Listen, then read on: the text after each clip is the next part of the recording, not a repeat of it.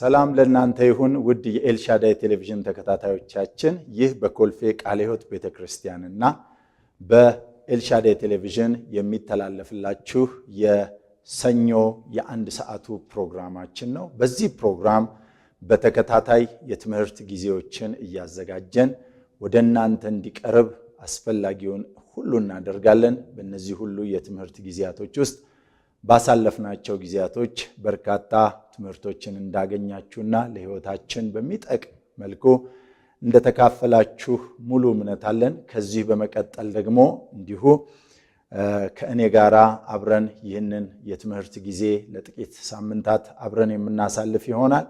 በዚህ በምናሳልፈው የትምህርት ክፍለ ጊዜ ላይ በተለይም ደግሞ በአንድ መጽሐፍ ላይ ትኩረት አድርገን አብረን የምናሳልፍ ይሆናል። ባሳለፍናቸው ጊዜያቶች ውስጥ በኤፌሶን መጽሐፍ ላይ ትኩረት ያደረገ የትምህርት ክፍለ ጊዜ በዶክተር መጋቢ ብስራት በቀለ በኩል እንደተካፈላችሁ እንደተማራችሁ ጥሩ የሆነውን ደግሞ የእግዚአብሔርን ቃል እንደተካፈልን በሕይወታችን የሚጠቅመንን ነገር እንዳገኘን ሙሉ እምነት አለኝ። ከዚህም በኋላ ደግሞ በመቀጠል ከኔ ጋራ አብረን የምናሳልፍ ይሆናል።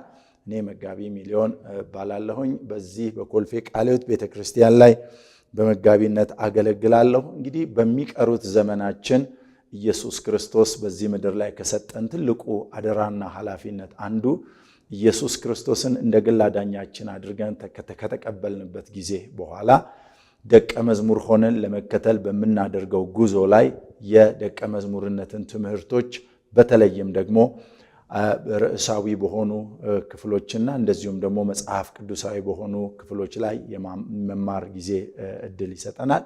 ባሳለፍናቸው ጊዜያቶች ውስጥ ርዕሳዊ በሆኑ ጉዳዮች ላይ ለመማማር ሞክረናል። ደግሞም እንዲሁ መጽሐፍት ላይ መሰረት አድርገንም ደግሞ አብረን አሳልፈናል። ዛሬም ደግሞ በአንድ መጽሐፍ ዙሪያ ላይ አብረን የምናሳልፍ ይሆናል።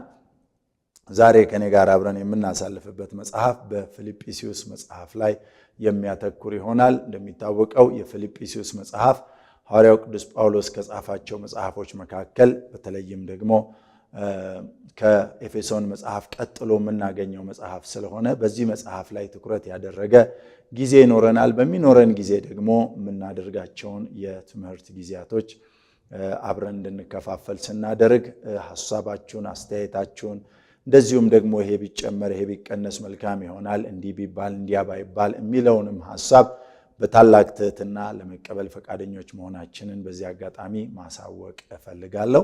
በእነዚህ ጊዜያቶች ውስጥ ደግሞ እግዚአብሔር ያስተምረናል። እኛም ደግሞ ይህንን ትምህርት በልባችን እግዚአብሔር መልካምነቱን የሚገልጥበት ይሆናል። እንግዲህ አስቀድሜ እንደተናገርኩት የፊልጵስዩስን መጽሐፍ ስንነጋገር የፊልጵስዩስን መጽሐፍ አጠቃላይ ሐሳብና ከዚያም ደግሞ በአራቱ ምዕራፎች ላይ ያለውን የመልእክቱን ዋና ሐሳብ የምንለዋወጥበት ይሆናል። በተለይ መጽሐፉን በተቻለን አቅም እንደ እግዚአብሔር ፈቃድና ሐሳብ በምናገኛቸው ጊዜያቶች ሁሉ እየተጠቀምን የልቡን ሐሳብ እንድናስተላልፍ እግዚአብሔር ይረዳናል። በተለይ ደግሞ ይህንን ርዕስ ስንነጋገር በተለይ ጥቅል የሆነ አራቱንም ምዕራፎች አንስተን ስንናገር ሁልጊዜ ልናስታውሰውና ልናስበው የሚገባንን አንድ መሰረታዊ ርዕስ እናስቀምጣለን። በዚህ ርዕስ ላይ ቆመን ግን እንደየክፍሎቹ ክፍልፋዮች የየራሳቸው የሆኑ ንዑስ ርዕሶች እየተጠቀምን ሐሳባችንን የምናስተላልፍ ይሆናል። ነገር ግን እንዲሁ በጥቅሉ ስንመለከተው የፊልጵስዩስ መልእክት በተለይ በፊልጵስዩስ ከምዕራፍ 1 ጀምረን እስከ ፊልጵስዩስ ምዕራፍ 4 ቁጥር 23 ድረስ ያለውን አራቱን ምዕራፎች ሊያካትትልን የሚችል አንድ ጭብጥ እናውጣለት ብንል እንዲህ የሚል ርዕስ ልንሰጠው እንችላለን። ለክርስቶስ በመኖር የሚገኝ ታላቅ ደስታ። በተለይ የፊልጵስዩስ መልእክት የሚነግረን ስለ ታላቅ ደስታ፣ ስለ ደስታ ሐዋርያው ቅዱስ ጳውሎስ ደስታውን የገለጠበት መጽሐፍ ስለሆነ እኔና እናንተም ደግሞ ይህንን ደስታ እንዴት መካፈል እንዳለብን የምናይበት ይሆንልናል። በተለይ ይህንን ክፍል ስንመለከት በዋናነት ልናስበው የሚገባን ጭብጥ ለክርስቶስ በመኖር የሚገኝ ታላቅ ደስታ እንደሆነ በእነዚህ አራት ምዕራፎች ላይ እንነጋገራለን። እነዚህን አራት ምዕራፎች ከፋፍለን በምናይበት ጊዜ ግን የየራሳችን የሆነ ንዑስ ርዕሶቻቸውን ይዘን የምናካትት ይሆንልናል። ነገር ግን ዋናው ሐሳብ ሰው ለክርስቶስ በሚኖረው ሕይወት የሚያገኘው ደስታ አለ። ያም ደስታ ደግሞ ቀጥታ ዝም ብሎ ደስ ብሎታል የሚባል ሳይሆን ታላቅ ደስታ የሚገኘው በክርስቶስ በመኖር የሚገኝ ደስታ መሆኑን በዚህ የትምህርት ክፍለ ጊዜ የምናይ ይሆናል። እንግዲህ በዚህ ዋና ርዕስ ላይ በምናሳልፍባቸው ጊዜያቶች ውስጥ እግዚአብሔር እንዲያስተምረን የምንጸልይ ይሆናል። በዚህ ትምህርት ውስጥ ደግሞ ለሕይወታችን የሚጠቅመንንና የሚረባንን የምንከታተልበት ጊዜ ይሆንልናል። እግዚአብሔር የተባረከ ይሁን። ስለዚህ ይህንን ትምህርት ለመጀመር በክርስቶስ በመኖር የሚገኝን ታላቅ ደስታ በተመለከተ ስንነጋገር ብዙ አመለካከቶችን የምናጠራበት ደግሞም ሰዎች ደስታ ማግኛው መንገድ ይሄ ነው ወይም ያ ነው ብለው የሚሉትን ለክርስቶስ ከመኖር በሚገኝ ታላቅ ደስታ ጋር እያነጻጸርን የምንመለከትበት ይሆናል። ስለዚህ ያን ጊዜ ደስታችንን ፍጹም ለማድረግ ሕይወታችንን ከክርስቶስ ጋር አጣብቀን የምንኖርበትን ሕይወት እንደሚሰጠን ሙሉ እምነት አለን። ክብር ለኢየሱስ ይሁን። እንግዲህ ይህንን ትምህርት እንዲያስተምረን አጭር ጸሎት እንጸልይና እንጀምራለን። የዘላለም አምላክ ቅዱስ እግዚአብሔር ሆይ እናመሰግንሃለን። ክብር በሰማይና በምድር ላንተ ይሁን። ይህንን ትምህርት ልታስተምረን በተዘጋጀህ በዚህ ጊዜ የልብህን ሐሳብና ፈቃድ እንድናስተላልፍ በዚህ የልብህ ሐሳብና ፈቃድ ውስጥ ደግሞ አንተን አይተን መኖር እንድንችል እንድትረዳን በኢየሱስ ክርስቶስ ስም እለምንሃለን።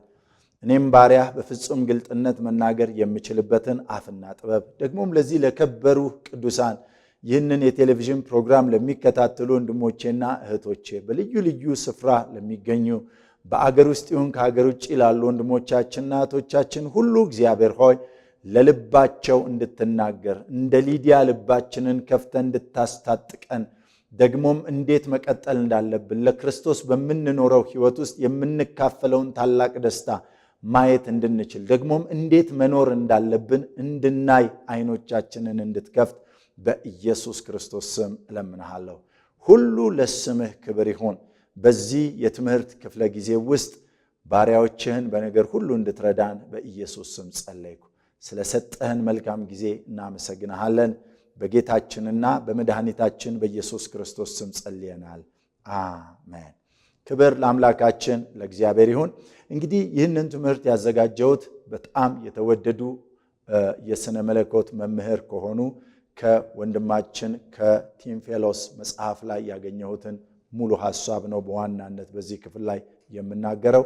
በተለይ አንዳንድ እኔ ልለውጣቸው በተለይ ለኔና ለናንተ በዚህ የቴሌቪዥን ስርጭት ላይ አስፈላጊ ናቸው ብዬ ካሰብኳቸውና ሊለወጡ የሐሳብ ለውጥ ያደረኩባቸው ነገሮች ካልሆኑ በስተቀር በተለይ ትኩረት አድርጌ ያየሁትና የተጠቀምኩበት መጽሐፍ የወንድማችን የዶክተር ቲሞቴዎስ መጽሐፍ ነው። ስለዚህ በዚህ መጽሐፍ ውስጥ ምናልባትም አንዳንዶቻችሁ ይህንን መጽሐፍ አግኝታችሁ የማንበብ ዕድል ካገኛችሁ በእነዚህ መጽሐፎች ላይ የራሳችሁን የሆነ ስራ እንድትሰሩበት በጌታ ፍቅር አሳስባለሁ። ግን እንዳልኳችሁ አስቀድሜ ከኔ ጋራ ወይም ይህንን መልእክት ለማስተላለፍ አስፈላጊ ነው ብዬ ካመንኩባቸው ነጥቦች አንጻር አንዳንድ ሐሳቦችን የራሱ የሆነ ሞዲፊኬሽን ሰርቼበታለሁ። ስለዚህ በዛ መልኩ ይህንን ትምህርት እንደማስተምር ታሳቢ እንዲደረግልኝ እፈልጋለሁ። ምንጩን ማስቀመጥ እጅግ በጣም አስፈላጊ ስለሆነ እንግዲህ ይህንን መጽሐፍ ሳነብና ሳጠና በተለይ በርካታ ሌሎች መጽሐፍቶችንም ለማግኘት ሞክሬያለሁ። ነገር ግን የወንድማችን የዶክተር ቲሞቴዎስ መጽሐፍ የበለጠ ሐሳቤን ስለገዛውና ለቅዱሳንም እጅግ በጣም ጠቃሚና ሊረዳ የሚችል በተለይ በልዩ ልዩ ትልልቅ ስነ መለኮት ትምህርት ቤቶች ውስጥ ዋና መጽሐፍ ሆኖ እያገለገለ ያለ መጽሐፍ ስለሆነ በእነዚህ መጽሐፎች ላይ ትኩረት አድርገን የምንነጋገር ይሆናል። በተለይ መሰረታችን መጽሐፍ ቅዱስ ሆኖ ከሳቸው የወሰድኳቸው በጣም በርካታ ሐሳቦች እንዳሉ በዚህ አጋጣሚ ማሳወቅ እፈልጋለሁ።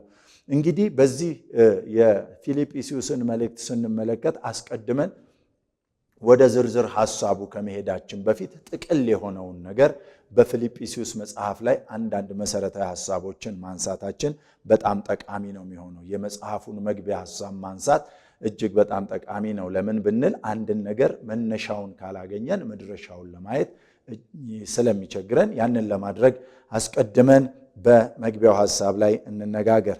እንግዲህ በአንድ ምሳሌ ልጀምር። በተለይ በዚህ የፊልጵስዩስን መጽሐፍ ለመነጋገር ስንጀምር ለክርስቶስ በመኖር የሚገኝን ታላቅ ደስታ ለመካፈል በተለይ ትኩረት የምናደርገው ደስታን የምንካፈልበት ለክርስቶስ የምንኖረውን ሕይወት እንዴት አድርገን የምናይበትን ለማየት ሰዎች የኖሩባቸውን ሕይወቶች እንደዚሁም ደግሞ የሚመላለሱባቸውን መመልከቱ እጅግ በጣም ጠቃሚ ስለሆነ በምሳሌ ነገርን መጀመር መልካም ይሆናል። እንግዲህ አንድ ሐሳብ ላስቀምጥ። አንድ ወንጌላዊ ከነበረበት ስፍራ ወደ ሌላ አካባቢ ሄዶ የወንጌል የመስበክ ስራ ያደርግ ነበርና በተላከበትም ስፍራ በተከታታይ ለ10 ዓመታት እንዳገለገለ በርካታ አብያተ ክርስቲያናትን እንደመሰረተና ይህ ሰው እጅግ በጣም ብዙ የወንጌል ስራን እንዳደረገ በዚህ ምሳሌ ላይ ማስቀመጥ ፈልጋለሁ። በተለይ ይሁንና ብዙም ጎልቶ ሳይታይ የቆየ ተቃውሞ ስለገጠመው አንድ ቀን ይህ ወንጌላዊ ከነበረበት ከተማ የሚገኝበት ሱቅ ይዘረፋልና በዚህ ዝርፊያ ውስጥ አንድ ነገር ይነገርበታል። በዚህ ጊዜ ጠላቶቹ ያን ወንጌላዊ ዝርፊያውን ሲፈጽም ተመልክተነዋል ብለው በክፋት ይመሰክሩበታል። በመሆኑም ወንጌላዊ በፖሊስ ተይዞ በፍርድ ቤት ውስጥ ለ5 ዓመት ይፈረድበታል። ያን ጊዜ ይህ ወንጌላዊ የሰጠው ምላሽ በእስር ቤት ውስጥ ሆኖ እንዲህ የሚል ነው። ወንጌላዊው ራሱን ከወህኒ ቤት ውስጥ እንዲደርስበት እግዚአብሔር ለምን ፈቀደ? በዚህ አይነት ስቃይ ውስጥ እንዲያልፍ ለምን እግዚአብሔር ፈቀደ ብሎ ጥያቄ ያነሳል። በተለይ እንዲህ ይላል፣ ንጹሕ ሆኜ ሳለ እግዚአብሔር እንዴት እንዲህ ያለ ሁኔታ እንዲደርስብኝ ፈቀደ? በማለት አገልግሎቱ ላይ ጥያቄ እንዲኖረው ይሆናል። እግዚአብሔርን በማገልገሌ የማገኘው ወሮታ ይሄ ከሆነ ማገልገሌ ምን ያህል ተገቢ ነው? ምንድነው ጥቅሙ? ብሎም እንዲያስብና እንዲቸገር እንደሆነ በዚህ ምሳሌ ውስጥ እናያለን። እንግዲህ በዚህ ሰው ታሪክ ውስጥ የምንመለከተው ይህ ሰው በሕይወቱ ውስጥ ባሳለፋቸው የወንጌል አገልግሎቶች ውስጥ ወንጌልን እየሰራ እየኖረ እያለ ነገር ግን ጠላት ባስነሳበት ወጀብ ንጹሕ ሆኖ ሳለ ለ5 ዓመታት እስር ቤት እንዲወረወርና በዚህ መከራ ውስጥ እንዲያሳልፍ ሆነ። ነገር ግን ያ ሰው ተፈተነ። እግዚአብሔር ሆይ ለምን የሚል ጥያቄ እንዳስነሳ በዚህ ታሪክ እንመለከታለን። ተጨማሪ የአንዲትን እህት ደግሞ ታሪክ ላስቀምጥ፣ ምክንያቱም ይህ ሐሳብ እዚህ ወሳኝ ስለሆነ። በአንዲት ቤተ ክርስቲያን ውስጥ በደንብ በምትታወቅ አንዲት ሴት አለች እና ይህች ሴት ደግሞ በጸሎት ቡድንና እንደዚሁም በመጽሐፍ ቅዱስ ጥናት ላይ የምትተጋ እህት ናት እና ይህች ሴት በታማኝነት ጌታን የምታገለግል እህት ናት። በዚች እህት ሕይወት ውስጥ አንድ ጊዜ ባሏና ልጆቿ በአንድነት ተሰብስበው ወደ አንድ ቦታ በአውቶቡስ ተጉዘው በሚሄዱበት ጊዜ የገጠማቸው አንድ ችግር ነበር። በተለይ ሴቲቱ ብቻዋን በቀረችበት ሰዓት ባሏና ልጆቿ ባደረጉት ጉዞ የገጠማቸው የመኪና አደጋ ባሏንና ልጆቿን እንድታጣ ይሆናል። በዚያን ጊዜ በታላቅ ሐዘንና በታላቅ ስቃይ ውስጥ ይህች ሴት እንድታልፍ ትገደዳለች። እንግዲህ ምንም እንኳ ይህች ሴት ካለፈችበት መከራና ችግር የተነሳ በአእምሮዋ ውስጥ የተለያዩ ጥያቄዎች ቢፈጠሩባትም ነገር ግን እያለፈ ያለው ነገር ምን እንደሆነ ባይገባትም እንዲህ የሚል ነገር ግን በልቧ እንዳሰበች ይህ ታሪክ ይነግረናል። እግዚአብሔር ይህንን ሁኔታ በመቆጣጠር ላይ እንደሆነ ምንም አይነት ክፉ እንዳይደርስብን ማድረግ የሚችል ቢሆንም እግዚአብሔር በእነዚህ ሐዘን ውስጥ ባልፍም እግዚአብሔርን ማገልገሌን ወደኋላ አልልም፣ እግዚአብሔርን ከማገልገል አልመለስም ብላ እንዳሰበች ይህ ታሪክ ይነግረናል። እንግዲህ 2 ሰዎችን በዚህ ታሪክ ውስጥ እናያለን። አንዱ ወንጌላዊ የሆነው ወንድማችን ከገጠመው መከራ የተነሳ ለምን የሚል ጥያቄና በታላቅ ሐዘን ለደረሰበት እስር ከደስታ ይልቅ ሐዘን በልቡ እንደሞላ እናያለን። ሁለተኛዋ ሴት ደግሞ የምንመለከታት እግዚአብሔርን እያገለገለች ከደረሰባት መከራ የተነሳ አገልጋይ መሆኗ በአገልግሎት ሕይወት ውስጥ የምታልፍበት ነገር በደረሰባት ሐዘን ምክንያት እግዚአብሔር አዋቂ ነው፣ እግዚአብሔር የሚያደርገውን ያውቃል፣ ስለዚህ እግዚአብሔርን ማገልገሌን ወደኋላ አልመለስም ብላ የጨከነች ሴት ታሪክን እናያለን። እንግዲህ ከነዚህ ሐሳብ አንጻር ስንመለከት በእነዚህ ባለታሪኮች ውስጥ የምንመለከታቸው ወሳኝ ነገሮች አሉ። በእነዚህ 2 ባለታሪኮች ውስጥ የምናያቸው ወሳኝ ነገሮች ናቸው። እንግዲህ ይህ የመጀመሪያው ባለታሪክ የሰጠው ምላሽና ሁለተኛይቱ ባለታሪክ የሰጠችው ምላሽ እጅግ በጣም የተለያዩ እንደሆኑ እናያለን። እንግዲህ ከዚህ አንፃር የምንመለከተው የዚህ ታሪክ ዋና መግቢያ እንዲሆነኝ በዚህ ታሪክ ውስጥ እንዲካተት ያደረኩት ሐዋርያው ቅዱስ ጳውሎስ በፊልጵስዩስ መልእክት ውስጥ እንዲጽፍ ምክንያት የሆነው ያሳለፈበት ቦታ ወይም የኖረበትን ስፍራ ለማመልከት እንዲረዳኝ በማሰብ ነው። ከዚህ የተነሳ በፊልጵስዩስ ምዕራፍ 1 ከቁጥር 12 እስከ 19 እና እንደዚሁም ደግሞ ፊልጵስዩስ ምዕራፍ 4 ላይ ያሉትን ክፍሎች ብንመለከት ሐዋርያው ቅዱስ ጳውሎስ ይህንን መልእክት ለማስተላለፍ የተጠቀመበትን መንገድና እንዴት አድርጎ ባሳለፈበት ይህንን የመከራ ስፍራ ወንጌሉን ለመጻፍ ወይንም ደግሞ መልእክቱን ለመጻፍ እንዴት እንደተነሳሳ የሚያሳየን ሐሳብ ሆኖ እናገኘዋለን። በተለይ ሐዋርያው ቅዱስ ጳውሎስ ይህንን መልእክት ሲጽፍ በእስር ቤት በነበረበት ጊዜ የጻፈው መልእክት እንደሆነ ይታወቃል።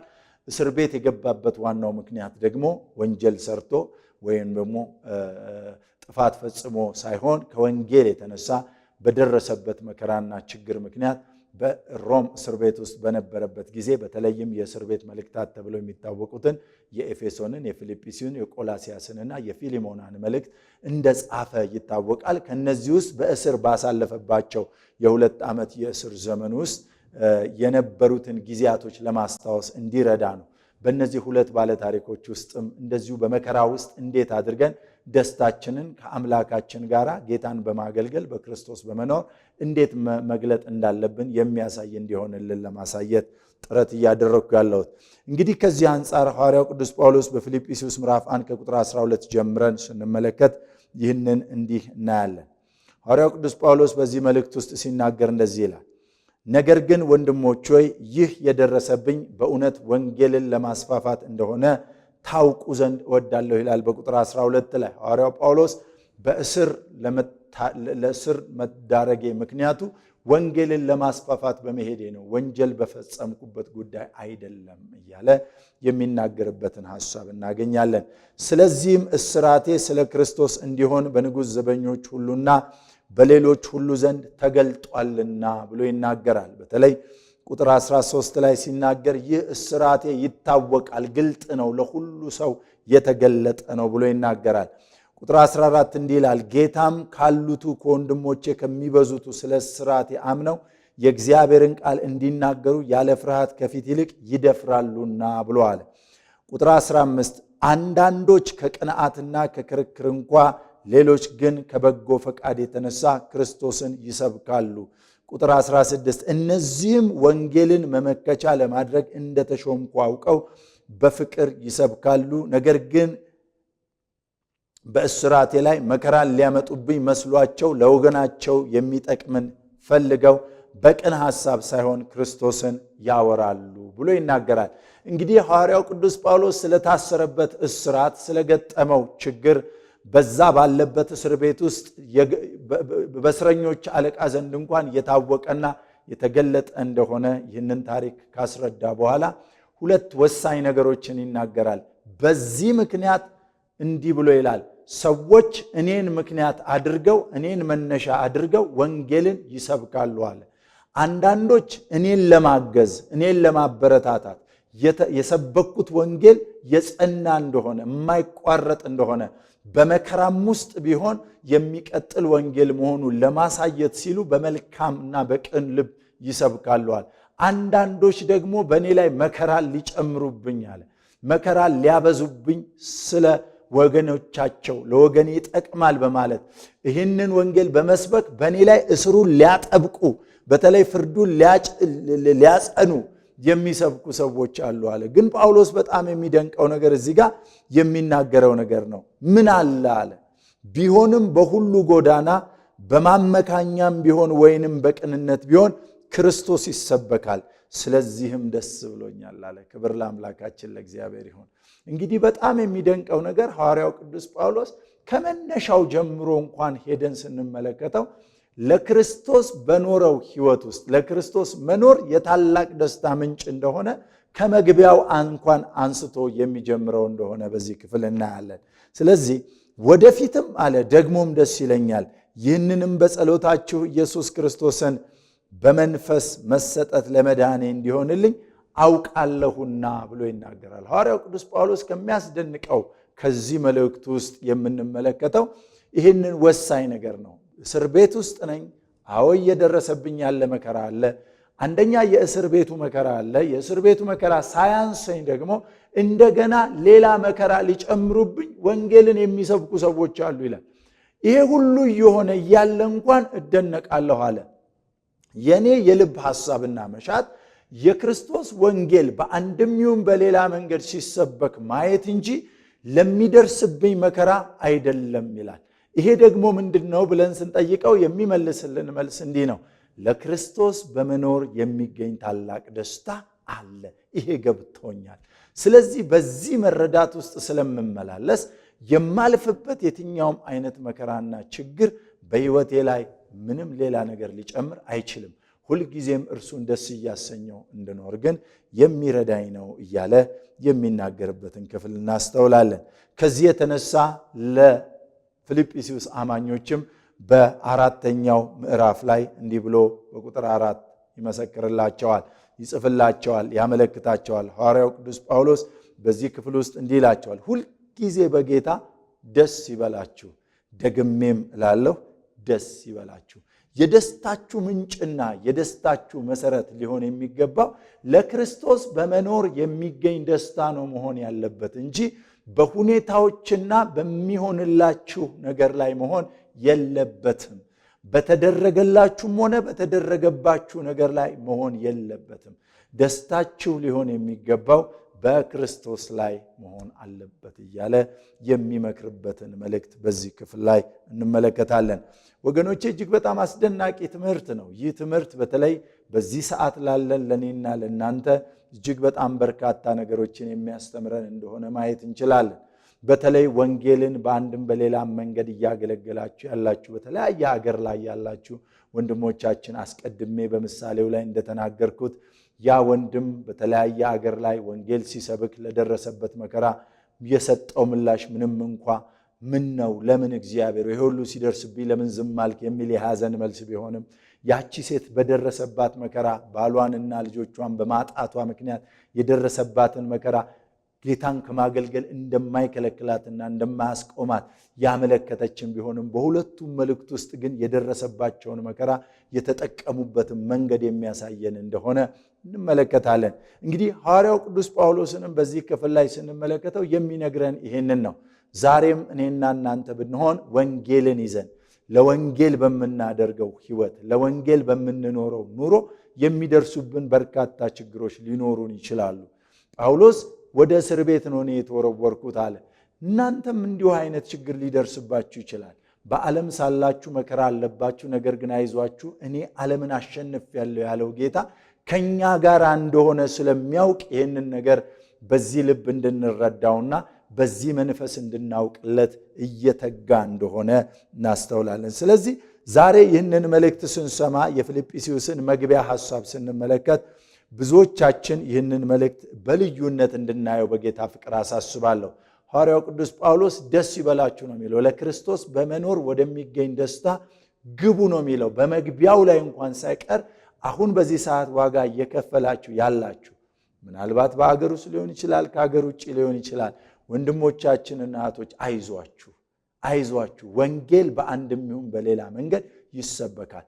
በአገራችን ለሚገጥመን ለየትኛውም ተግዳሮት፣ በአገራችን ለሚነሳው ለየትኛውም ጭቅጭቅ፣ በአገራችን ለሚነሳው በተለያየ መንገድ ወንጌል እንዲነገር በሚደረግበት መንገድና ጎዳና በየትኛውም መንገድ በዩቲዩብ ይሁን በፌስቡክ ይሁን በኢንስታግራም ይሁን በየትኛውም ድረ ገጽ ቢተላለፍ ግድ የላችሁም፣ አይዟችሁ። አንዳንዶች ለክፋት ሊያደርጉት ይችላሉ። አንዳንዶች ክርስቶስን ለመቃወም ሊያደርጉት ይችላሉ። አንዳንዶች በእኔ ላይ በእኛም ላይ መከራ ሊጨምሩ ሊያደርጉት ይችላሉ። አንዳንዶች ደግሞ በመልካም ሊያደርጉት ይችላሉ። በማናቸውም ይሁን ወንጌል ይሰበካል፣ ደስ ይበላችሁ። አሁን በዚህ ሰዓት በአገራችን እየሆነ ባለው በየትኛውም ጎዳናና መንገድ ላይ ደስ ይበላችሁ። ለምን ሲባል ወንጌል እየተሰበከ ይገኛል። ዋናው የልባችን ደስታ ሊሆን የሚገባው ወንጌል ሲሰበክ በማየት ነው። ሃሌሉያ። ስለዚህ ወገኖቼ እኔና እናንተም ዛሬ በዚህ ሰዓት ልንጠይቀው የሚገባ ልንመልሰው የሚገባ መሰረታዊ የሆኑ ጥያቄዎች አሉ። ሐዋርያው ቅዱስ ጳውሎስ በዚህ ሰዓት የሚለው ነገር አለው። እስራት የደረሰብኝ በምን ምክንያት ነው ብሎ ያነሳል። ጀስት ስለ ወንጌል እንደሆነ ይናገራል። ከዚህ የተነሳ ክርስቲያኖችስ በተለያየ መከራ ውስጥ ብናልፍ ምን ማድረግ አለብን ብሎ ይመክራል። እንዴት ማለፍ እንዳለብን ስለ ወንጌል ለሚከፈለው ለየትኛውም ዋጋ ራሳችንን የምናዘጋጅ እንድንሆን እግዚአብሔር እንደሚፈልግ ያመለክተናል። ክብር ለአምላካችን ለእግዚአብሔር ይሁን። እንግዲህ ሐዋርያው ቅዱስ ጳውሎስ በመግቢያው ላይ የደረሰብኝ የወንጌል እስራትና መከራ በዚህ መልክ ነው ብሎ ካለ እኔና እናንተም ይህንን በመረዳት ለእግዚአብሔር ክብር እንዴት መኖር እንዳለብን ደሞም በሚደርስብን በየትኛውም ችግር ውስጥ ወንጌል ይሰበክ የሚል ልብ እንዲኖረን ያስተምረናል። ክብር ለአምላካችን ለእግዚአብሔር ይሁን። እንግዲህ መግቢያችንን በዚህ መንገድ ካስቀመጥን እስቲ የመልእክቱን ጸሐፊ ማንነት፣ የተጻፈበትን ዓላማና መች እንደተጻፈ ጊዜውን ደግሞ የሚያመለክቱ ጥቂት ሐሳቦችን አስተላልፌ ልለፍ። ወደ ፊልጵስዩስ መልእክት ስንገባ የመልእክቱ ጸሐፊ ሐዋርያው ቅዱስ ጳውሎስ እንደሆነ ይታወቃል። ሐዋርያው ቅዱስ ጳውሎስ ይህንን መልእክት በሚጽፍበት ጊዜ ለፊልጵስዩስ ሰዎች ያቀረበው የራሱን አገልግሎት ተባብረው የነበሩትን ጢሞቴዎስንም በማስተዋወቅ ጭምር እንደሆነ በመልእክቱ ላይ እናገኛለን። መልእክቱን የጻፈው ጢሞቴዎስ ሊሆን እንደሚችል ቢታመንም በወቅቱ አብሮት የነበረው እርሱ ስለነበረ ከጳውሎስ ጋር አብረው ሰራተኞች የነበሩ የፊልጵስዩስ ሰዎች የላኩለት እንደዚሁም አብሮት ሰራተኛ የሆኑ አገልጋዮችም ከእርሱ ጋር እንደነበሩ ማስተዋል እንችላለን። ጳውሎስ ለሌሎች መልእክቶች ውስጥ ከሚያመለክታቸው የተለዩ ሐዋርያነት አገላለጹ ባሻገር በዚህ መልእክት ውስጥ ሊያስተላልፍልን የፈለገው ዋና ጭብጥ አለ። ስለዚህ ሐዋርያው ቅዱስ ጳውሎስ መልእክቱን ሲጽፍ ሐዋርያ ነኝ እያለ ሲጽፍ አናገኘውም። ሐዋርያው ቅዱስ ጳውሎስ በተለይ በዚህ ክፍል ላይ ሌሎች ከጻፋቸው መልእክታቶቹ ሁሉ ይልቅ በፊልጵስዩስ መልእክት ላይ የጻፈበትን የአጻጻፍ ስልት ስንመለከት እንዲህ የሚለውን ቃል ሲጠቀም እናገኘዋለን። ጳውሎስ ራሱን ባሪያ እንደሆነ አድርጎ የእግዚአብሔር ባሪያ እንደሆነ አድርጎ የሚገልጽበትን ሐሳብ በዚህ በመልእክቱ እንመለከታለን። በዚህም ዘመን አገልጋዮች የሆንን በመምረጥ መብትና ያውም መብታቸውንም የመተውም ግዴታ እንዳለበት የሚያሳይ ክፍል እንደሆነ በዚህ ክፍል ላይ እንረዳለን። እንግዲህ ጳውሎስ ይህንን መልእክት በሚጽፍበት ጊዜ ራሱን ሐዋርያ ነኝ ብሎ አይደለም የሚገልጸው፣ ባሪያ ብሎ ነው የሚገልጸው። የማን ባሪያ ነኝ ይላል? የክርስቶስ ባሪያ፣ የእግዚአብሔር ባሪያ ብሎ ራሱን የሚገልጽበትን ሐሳብ በዚህ ክፍል ላይ እንመለከታለን።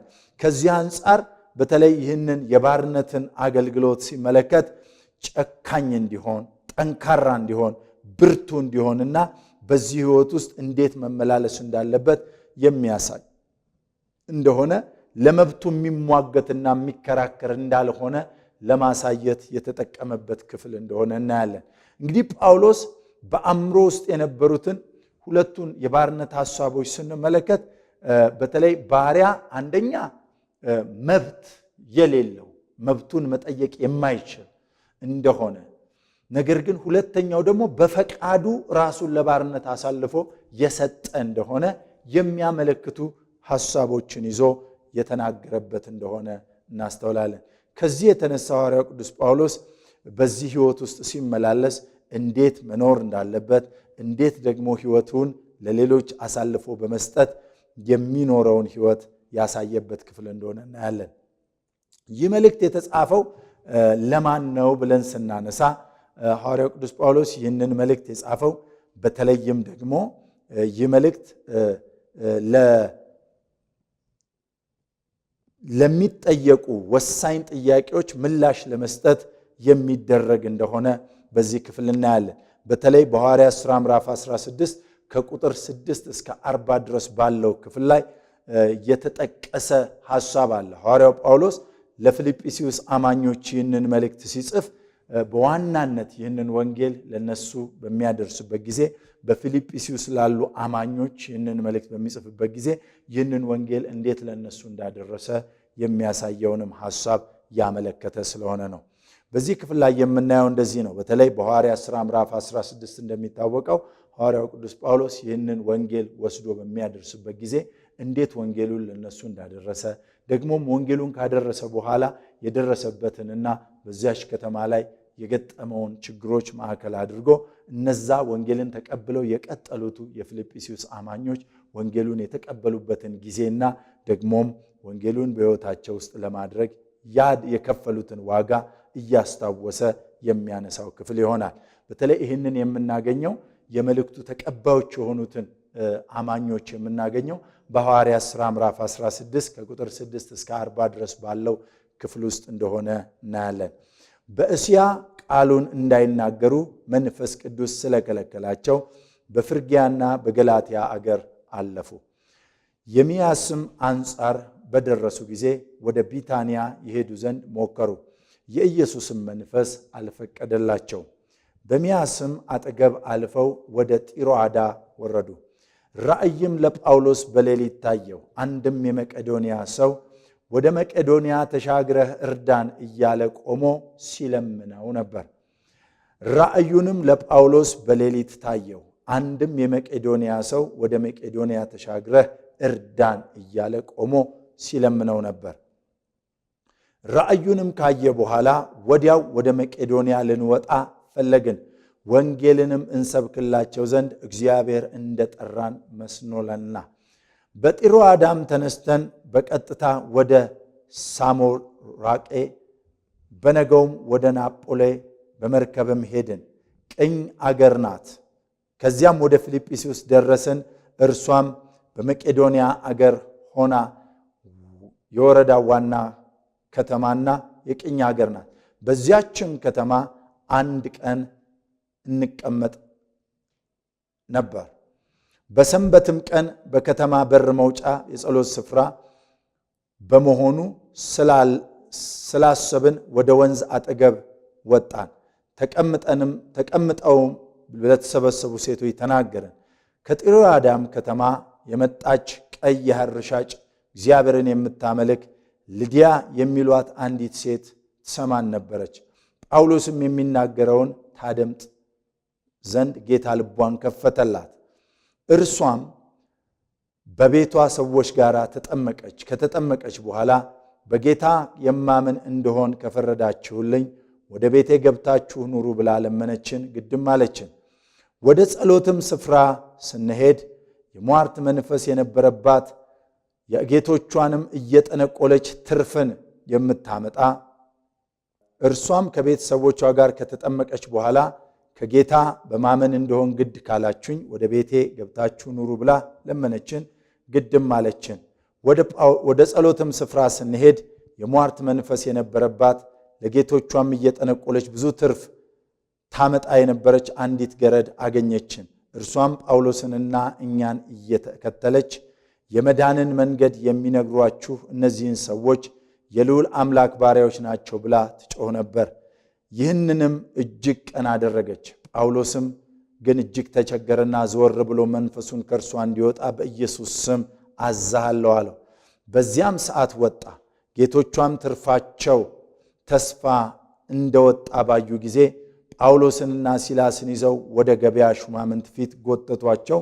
ወደ ገዢዎችም አቅርበው እነዚህ ሰዎች አይሁድ ሆነው የከተማችንን እጅግ ያናውጣሉ፣ እኛም የሮሜ ሰዎች ሆነን እንቀበላቸውና እናደርጋቸው ዘንድ ያልተፈቀደልንን ልማዶች ይናገራሉ አሉ። የሮሜም ሰዎች ሆነን እንቀበላቸውና እናደርጋቸው ዘንድ ያልተፈቀደልንን ይናገራሉ። ሕዝቡም አብረው ተነሱባቸው። ገዢዎቻቸውም ልብሳቸውን ገፈው በበትር ይመቷቸው ዘንድ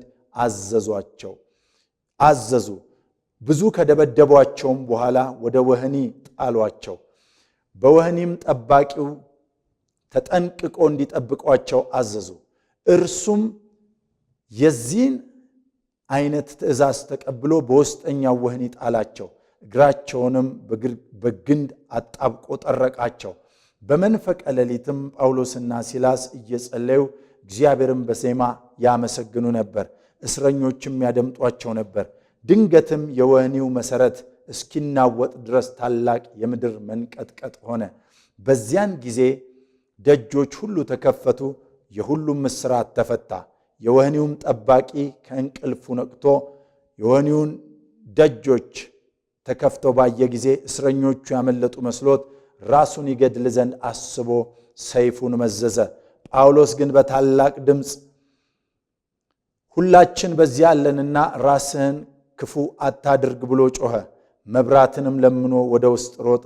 እየተንቀጠቀጠም ጳውሎስና ሲላስ በፊቱ ተደፋ። ጳውሎስና በሲላስ ፊት ተደፋ። ወደ ውጭም አውጥቶ ጌቶቼ ሆይ እድን ዘንድ ምን ማድረግ ይገባኛል አላቸው። እነርሱም በጌታ በኢየሱስ ክርስቶስ እመን አንተና ቤተሰቦችህም ትድናላችሁ አሉት። በእርሱና ለቤተሰቦቹ ሁሉ የእግዚአብሔርን ቃል ነገሯቸው። በሌሊትም በዚያች ሰዓት ወስዶ ቁስላቸውን አጠበላቸው። ያን ጊዜም እርሱ ከቤተሰቦቹ ጋር ተጠመቀ። ወደ ቤቱም አውጥቶ በማዕድ አቀረበላቸው። በእግዚአብሔርም ስላመነ ከቤተሰቦቹም ሁሉ ጋር ሐሴትን አደረገ።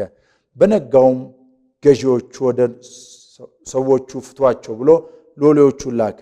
የወህኒ ጠባቂውም ትፈቱ ዘንድ ገዢዎች ልከዋል፣ እንግዲህ አሁን ወጥታችሁ በሰላም ሂዱ ብሎ ቃል ለጳውሎስ ተናገረ። ጳውሎስ ግን እኛ የሮሜ ሰዎች ስንሆን ያለ ፍርድ በሕዝብ ፊት ተደብድበን በወህኒም ጣሉን፣ አሁንም በስውር ይጥሉናልን? አይሆንም፣ ራሳቸው ግን መጥተው ያውጡን አለው። ሎሌውም ይህንን ነገር ለገዢዎቹ ነገረ። የሮሜም ሰዎች እንደሆኑ በሰሙ ጊዜ ፈሩ። መጥተውም ማለዷቸው። አውጥተውም ከከተማ ይወጡ ዘንድ ለመኗቸው። ከወህኒም ወጥተው ወደ ልድያ ቤት ገቡ። ወንድሞችም ባዩ ጊዜ አጽናኗቸውና ሄዱ ይላል።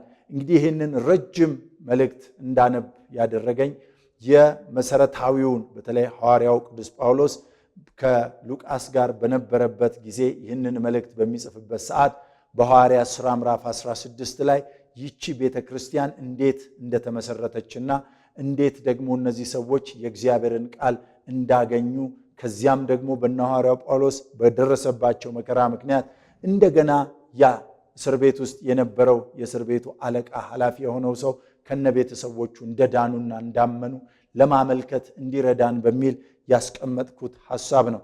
ስለዚህ ይህንን ሰፊ ሐሳብ ስንመለከት በሐዋርያት ሥራ ምዕራፍ 16 ላይ የምናገኘው ይህ መልእክት ያቺ ቤተክርስቲያን ማን እንደሆነች፣ እንዴት በዛች ቤተክርስቲያን ውስጥ ይህ አስደናቂ ሥራ እንደተሰራ፣ ይች ቤተክርስቲያን እንዴት እንደተመሰረተች ጳውሎስ በራእያችን ቤተክርስቲያን ተመልክቶ በዛ ሰው አማካኝነት ሄዶ በዚያች ወንጌልን ሰብከው ልድያ እንደዳነች፣ በልድያም ደግሞ ከልድያም አልፎ ያ የእስር ቤቱ አለቃ የሆነው ሰው ከነቤተሰቦቹ እንደዳነና በእነሱ አማካኝነት ይህች ቤተክርስቲያን እንደተመሰረተች በብዙ ጎዳናና መንገድ ውስጥ ደግሞ ዋጋ እየተከፈለ የተመሰረተች ቤተክርስቲያን እንደሆነች ለማሳየት እንዲረዳን በሚል ያስቀመጥኩት ሐሳብ እንደሆነ እንድናስተውል እፈልጋለሁ።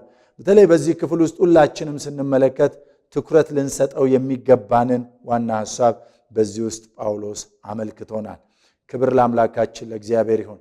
እንግዲህ ሐዋርያው ቅዱስ ጳውሎስ ይህንን መልእክት በእስር ቤት ውስጥ ሆኖ ለእነዚህ ሰዎች በሚጽፍበት ጊዜ አንደኛ የጻፈበትን ዋና ሐሳብ፣ ሁለተኛ የተጻፈበትን ጊዜ ስንመለከት ሐዋርያው ቅዱስ ጳውሎስ ለነዚህ ለፊልጵስዩስ ሰዎች መልእክቱን በሚጽፍበት ጊዜ በ61 ዓመተ ምህረት አካባቢ ይህንን መልእክት እንደጻፈ በተለይም በሮም በነበረበት ጊዜ እንደሆነ የሚያመለክቱ ሐሳቦችን ማየት እንችላለን።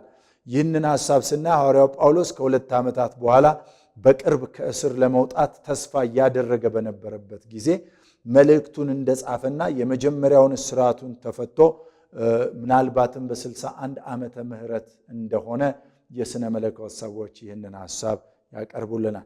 እንግዲህ ሐዋርያው ቅዱስ ጳውሎስ ይህንን መልእክት ሲጽፍ ምንድነው ዋነኛው ዓላማ? ምንድነው የልቡ ሐሳብ?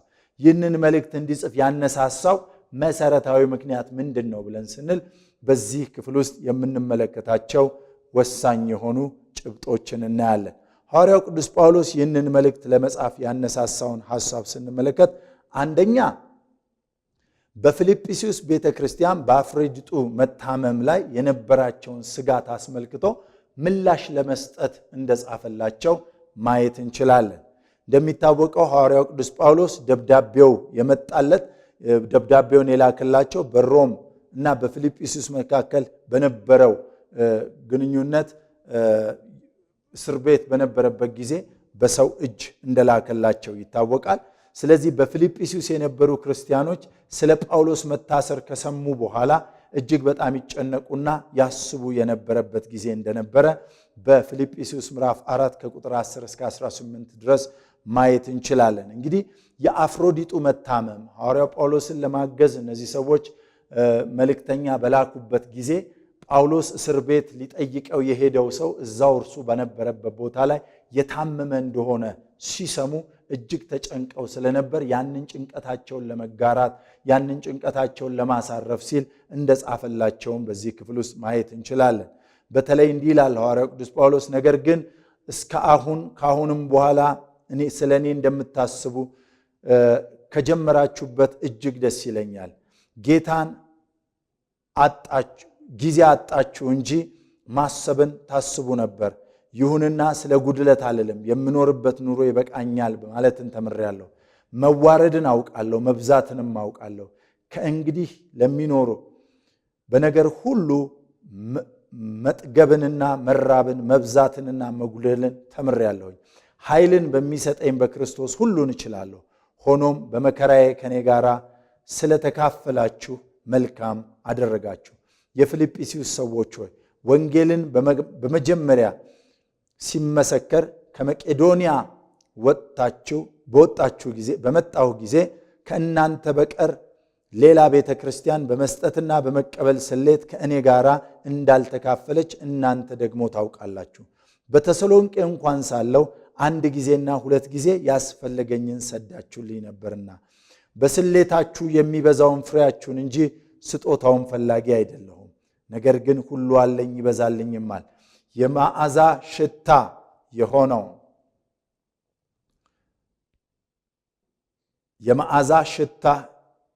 የሆነው የተወደደውን መስዋዕት የሚሆነውንም ለእግዚአብሔር ደስ የሚያሰኘውን ስጦታችሁን ከአፍሮዲጡ ተቀብዬ ተሞልቼዋለሁ እያለ የላኩለትን በረከት በእስር ቤት እርሱን ለመጠየቅ ያደረጉትን ነገር ሊያስተዋውቃቸው እንደጻፈላቸው እንመለከታለን። ከዚህ አንጻር አፍሮዲጡ ጳውሎስ ከተጎሳቆለ ያኗኗር ስርዓትና ይልኩለት የነበረውንም ገንዘብ በእርሱ በኩል ቢልኩለትም እርሱ በደረሰው በዛ ስፍራ ላይ ታሞ እጅግ በጣም ከፍተኛ ስቃይና ችግር የደረሰበት ጊዜ ሰዓት እንደሆነ የሚያስተውሉበት ጊዜ እንደሆነ ያመለክታል። እንግዲህ ሐዋርያው ቅዱስ ጳውሎስ ይህንን መልእክት ሲጽፍላቸው የመጀመሪያው ሐሳቡ አፍሮዲጡ አያሳስባችሁ አለ፣ እሱ ጤናማ ነው፣ እግዚአብሔር ስለኔ ሲል ምሕረት አድርጎለታል ብሎ ይነግራቸዋል። ሁለተኛው ሐዋርያው ጳውሎስ ለሚቃወሙቱ የሐሰትን ወንጌል ለሚያስተምሩቱ ሰዎች በአንድነት በማይኖሩ ሰዎች አማካኝነት ቤተክርስቲያንን እንዲጠብቁ የቤተክርስቲያን መሪዎችን በቤተክርስቲያን መካከል ደግሞ መከፋፈል እንዳይኖር ለማስጠንቀቅ ሲል በዛ ዘመን የነበረውን እጅግ በጣም ከባድና አስቸጋሪ የነበረውን ጊዜ እንዴት ማለፍ እንዳለባቸው መሪውና መስራቹ የሆነው ሰው በዛ ቦታ ላይ ከሌለ ወይም ደግሞ አስተማሪው ከሌለ በዛ ዘመን የነበሩት የሐሰት አስተማሪዎች ያቺን ቤተክርስቲያን እንዳያናውጡና እንዳይረብሹ ማስጠንቀቂያ እንዲሆንላቸው ሲል ሐዋርያው ቅዱስ ጳውሎስ እንደጻፈ በዚህ ክፍል ላይ መመልከት እንችላለን። እንግዲህ ከዚህ መልእክት አንጻር የምናየው ወሳኝ የሆነው የመልእክቱ ጭብጥ አንደኛ ጳውሎስ ይህንን መልእክት ሲጽፍ እስር ቤት ሆኖ የጻፈው መልእክት እንደሆነ ለማመልከት ተመልክተናል። እንደዚሁም ደግሞ ይህ መልእክት የተጻፈላቸው ሰዎች በሐዋርያት ሥራ ምዕራፍ 16 ላይ ባለው መልእክት መሰረት ሐዋርያው ቅዱስ ጳውሎስ ይህንን ወንጌል ወስዶ ለዚያች ቤተክርስቲያን እንዴት ይህንን ወንጌል እንዳደረሰና በዚያች ቤተክርስቲያን ውስጥም ደግሞ ወንጌልን አምነው የተቀበሉ በደረሰባቸው መከራ ከዚያች ከተማ ሲወጡ የቀሩ አገልጋዮችን በዛ ትቶ እንደወጣ የሚያሳይና ከዚያም ያችን ቤተክርስቲያን ደግሞ እንደገና ለማበርታትና ለማጽናት